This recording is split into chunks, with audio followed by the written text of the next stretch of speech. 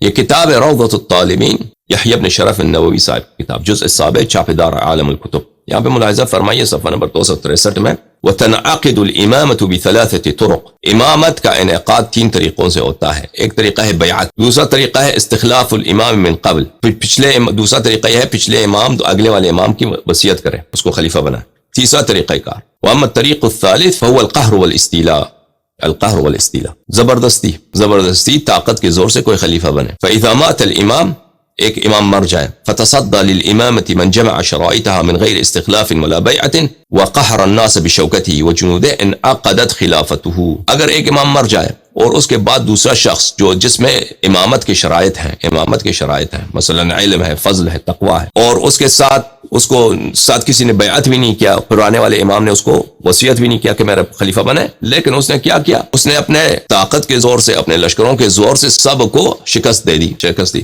تو وہ امام بن جاتا ہے، امام بن جاتا ہے۔ اچھا، فإن لم يكن جامعا للشرائط، اگر اس میں شرائط نہیں ہے، بھائی علم نہیں ہے، تقوی نہیں ہے، فارسائی نہیں ہے، فاسق فاجر آدمی ہے، ٹھیک ہے نا، مجتہد تو کیا جاہل آدمی ہے، لیکن اس کے پاس تلوار ہے، جنگ اس نے خوب لڑا ہے، سب مخالفین کو اس نے قتل کیا ہے، اس میں شرائط نہیں ہے۔ بأن كان فاسقا او جاہلا، فاسق ہے، جاہل ہے، فوجہان، اس کہتے ہیں ہم 2 فتوے دے سکتے ہیں اس مسئلے میں، 2 فتوے دے سکتے ہیں کہ ہو سکتا ہے یا نہیں ہو سکتا۔ اصحہما، لیکن صحیح تر فتویٰ یہی ہے انعقادها، کہتے ہیں 2 فتوے دے سکتے ہیں۔ کون سے 2 فتوے دے سکتے ہیں نووی صاحب؟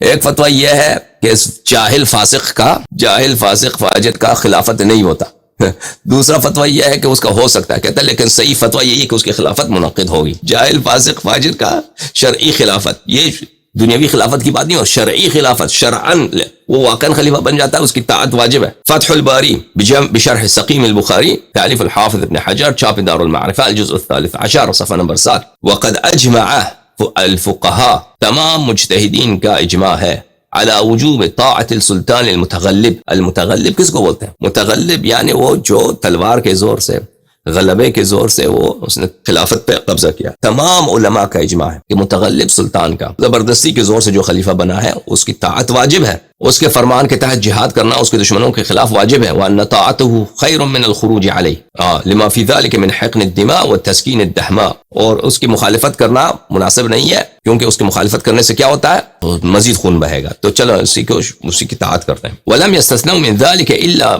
اذا وقع من السلطان الكفر الصريح فلا تجوز طاعته في ذلك بل تجب مجاهدته لمن قدر عليها۔ اور اس مسئلے میں صرف ایک استثناء ہے، علماء نے کسی کو استثناء نہیں کیا، چاہے جتنا فاسق ہو اس کی طاعت واجب ہے، چاہے جتنا وہ حرامی آدمی ہو، جتنا ظالم آدمی، جتنا بھی وہ شیطان آدمی ہے، اس کی طاعت واجب ہے۔ بس ایک استثناء ہے، اس میں صرف ایک استثناء ہے کہ کفر صریح، وہ بھی کفر غیر صریح ہو، کفر خفی ہو تو اس کی کوئی بات نہیں ہے نا۔ جیسے مثلا یہ نقل کرتے ہیں کہ مختار نے جو کیا تھا، مختار نے نبوت کا ادعا کیا تھا، اس کے باوجود صحابہ اس کے پیچھے نماز پڑھتے تھے۔ مختار نے نبوت کا ادعا کیا تھا، اس کے باوجود عامر ابن واثلہ وغیرہ صحابہ اس کے پیچھے نماز پڑھتے تھے، اس کے فوج کے کمانڈر ان چیف تھے صحابہ۔ تو کہتے ہیں جب تک اس سے کفر صریح صادر نہ ہو تو اس کی طاعت واجب ہے۔ اس طرح تو کوئی بیوقوفی ہوگا نا کہ کفر صریح، کوئی مثلا خلیفہ پوری حکومت اس کے ہاتھ میں، پھر کفر صریح کا مرتکب ہو کہ میں قرآن کو نہیں مانتا، یا قرآن میں فلان غلطی ہے، ٹھیک ہے نا، کفر، یا نماز کو، یعنی ضروریات دین کا منکر ہو، یا رسول اللہ صلی اللہ علیہ وسلم کو توہین کرے، گستاخی کرے، اس طرح تو کوئی نہیں کرتا۔ کہ جو استثناء انہوں نے دیا ہے وہ استثناء تو کبھی پیش ہی نہیں آتا نا۔ شرح المقاصد، مسعود ابن عمر تفتازانی، یہ حنفیوں کا بہت بڑا متکلم ہے، ماتریدیہ احناف کا بہت بڑا متکلم ہے۔ مسعود ابن عمر تفتازانی بہت بڑا عالم ہے، اس کے متعلق پچھلے ہم بات کر چکے ہیں کہ یہ اب مختلف علوم میں اس کے پائے کا بہت کم علماء گزرے ہیں۔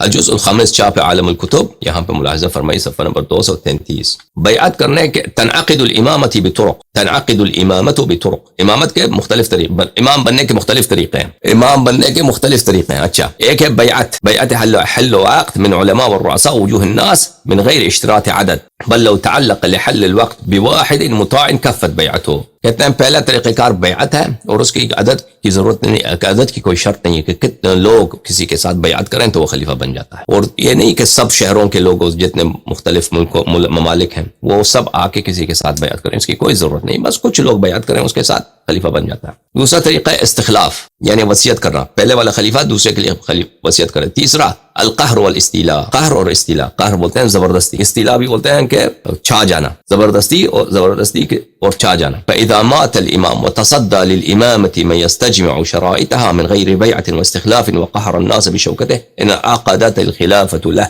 وكذا إذا كان فاسقا أو جاهلا على الأظهر. اگر ایک امام مر جائے اور دوسرا شخص خلیفہ بن جائے جس میں امامت کے شرائط ہیں، لیکن کسی نے اس کے ساتھ بیعت بھی نہیں کیا، اس کو وصیت بھی کسی نے نہیں کیا نا، لیکن وہ قہر الناس بشوکتہ، وہ اس نے زبردستی تلوار کے زور سے مخالفین سب کو شکست دے دی. انعقدت الخلافۃ له، وہ واقعا خلیفہ بن جاتا ہے.